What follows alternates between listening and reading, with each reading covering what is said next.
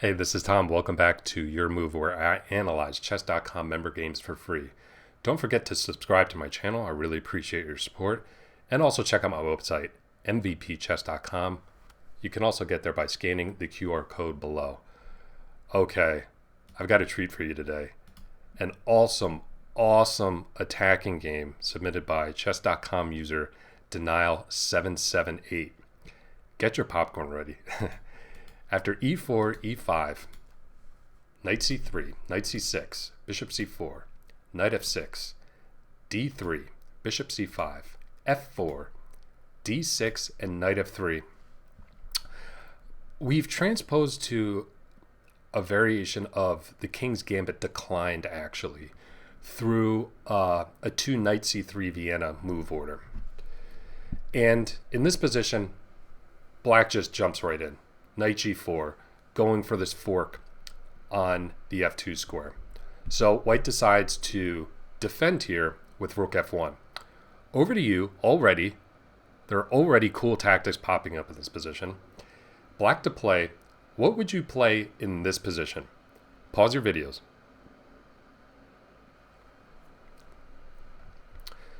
So when you move your f-pawn and weaken your king, you always have to be worried about tactics popping up on this diagonal, and that's what black has in this position.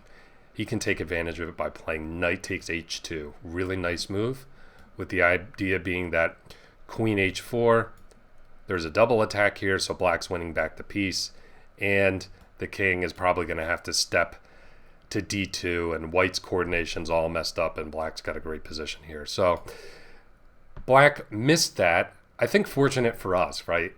Because had black found that move, we might not have seen this awesome game together. So black plays bishop e3 instead. White plays h3 to undermine the bishop's defense. And after bishop takes c1, white correctly plays queen takes c1. Nice move, alert.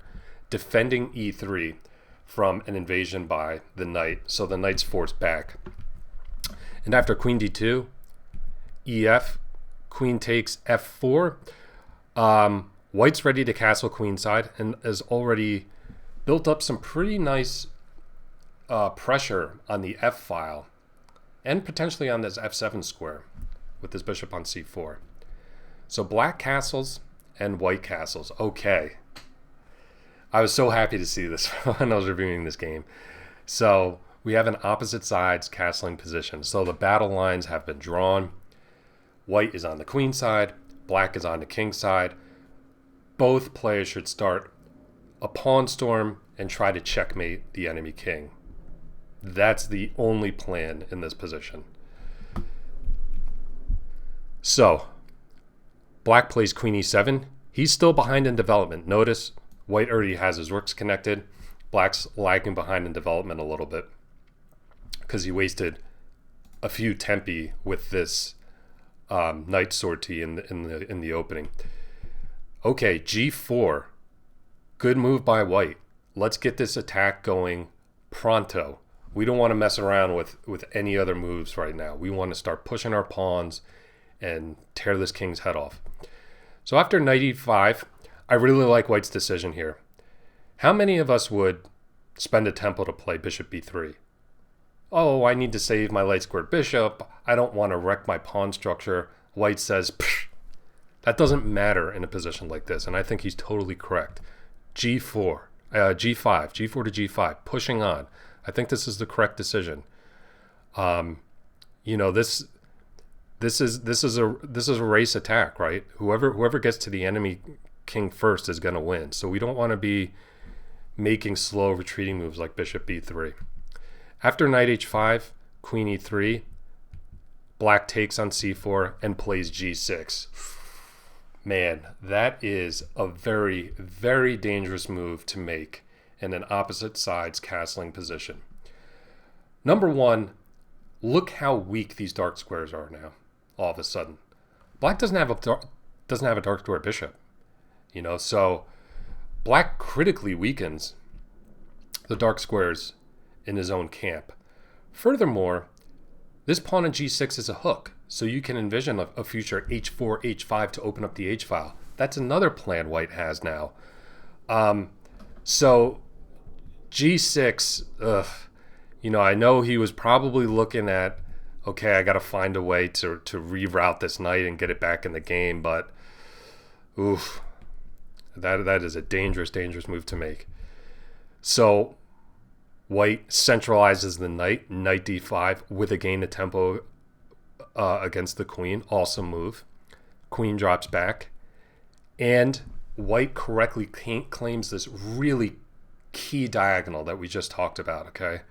The dark squares are super weak. So, of course, putting the queen on a nice central square on this key diagonal, that must be the best move in the position.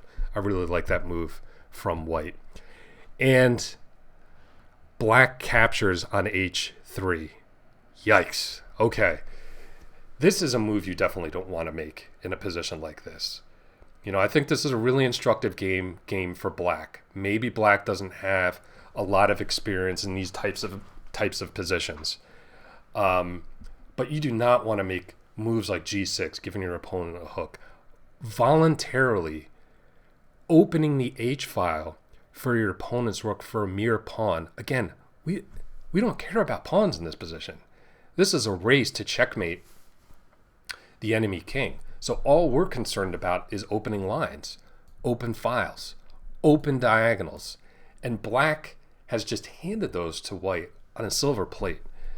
After rook h1, of course we're bringing the rook now to this open h file. Good move by White. Bishop g4.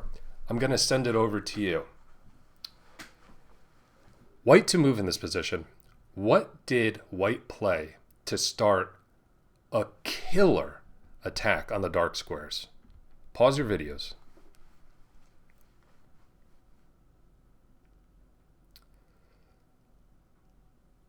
Right, so congratulations if you saw the move. Rook takes h5. As you can see with the paint here, I made it a little easy on you. This knight is the only minor piece in Black's army that can contest these dark squares. So it makes a lot of sense, even positionally, right? Let alone the fact that it starts a raging attack, but even positionally to eliminate this knight. Rook takes h5. Boom. That gets 2 exclams for me for sure. And after bishop takes h5, we have knight f6. Look how White is just infiltrating Black's position on these weak dark squares. And Black is forced to step to this diagonal. So, of course, White plays the natural knight takes h5, discovered check, capturing the bishop. What I would argue more importantly, opening this h-file to the enemy king. Black blocks with f6, and White just returns the knight to f6. Black plays c5. I think Black is just desperate to get this queen off this long diagonal. It's just like a fire-breathing dragon down the a1, h8 diagonal. But of course, White's having none of that. Queen c3, great move. Keeping the queen on this diagonal, threatening some more nasty discoveries. And after rook f7 in this position, I think Black is just trying to mount some sort of desperate defense and to get the rest of the heavy pieces into the position. Over to you. White found what I would say is the second brilliant move in this game. Pause your videos. What did White play to really accelerate his attack? So there are no decent discoveries right now, but this is definitely what we should be looking at tactically. So White comes up with a really nice attraction tactic. Rook takes d6. Boom! And with the point being that if queen takes d6, now we have knight e8 check, and we're winning the queen.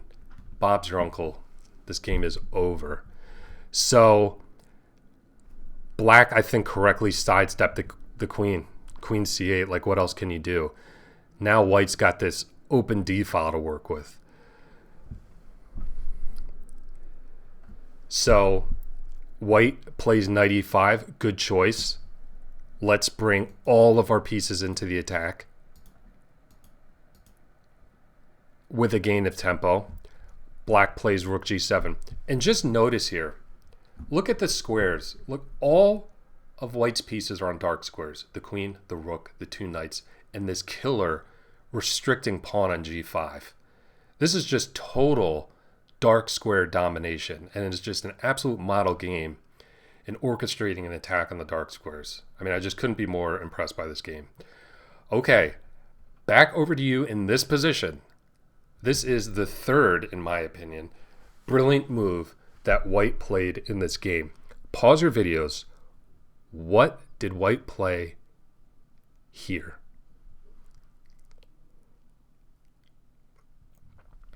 So I think in this position, you know, again,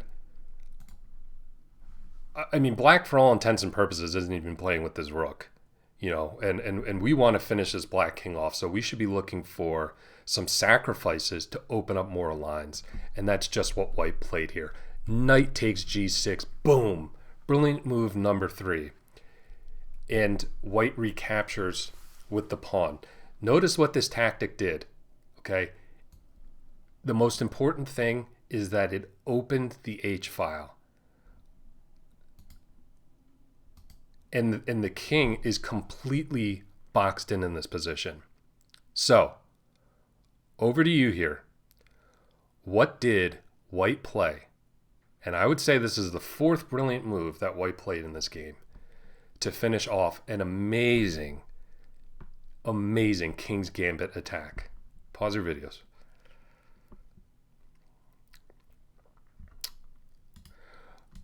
Okay. This is, I think, just a really amazing example of reciprocal thinking in chess, which is something I learned from my longtime chess coach, John Bartholomew. Perhaps you saw this video on his YouTube channel too. If we could bring the queen to h3, it would be checkmate. The rook would have to interpose, and we would have queen takes h7 checkmate. But what's the problem with queen takes queen h3? Well, right now it is defended by the queen on c8. So we can use reciprocal thinking. We know the pattern, the idea that we want to create. We just have to alter our move order to achieve this. So white plays the incredible deflection tactic, rook d8. And after queen takes d8, notice the queen no longer has control over the H file, specifically the H3 square. White plays the killer, queen H3, and after rook H7, queen takes H7 is checkmate. Wow. What a game. What a game. So many awesome forcing moves in this position. White escaped a little bit of trouble in the opening, but played with such energy and was able to maintain the initiative throughout the entire middle game. Notice black never even pushed, never even had time to push one of these pawns on the queen side and generate his own counterplay. So, you know, if you ever want to see a model game where one side just completely dominates on a color complex, in this case it's the dark squares. This is just a perfect example. Complete dark square domination. Congratulations to Denial 778 for playing just a really extraordinary game, and thank you so much for sending it in. All right, well, I hope you enjoyed the analysis, and don't forget to subscribe to my YouTube channel and check out my website, mvpchess.com, to elevate your game. Thanks so much for watching.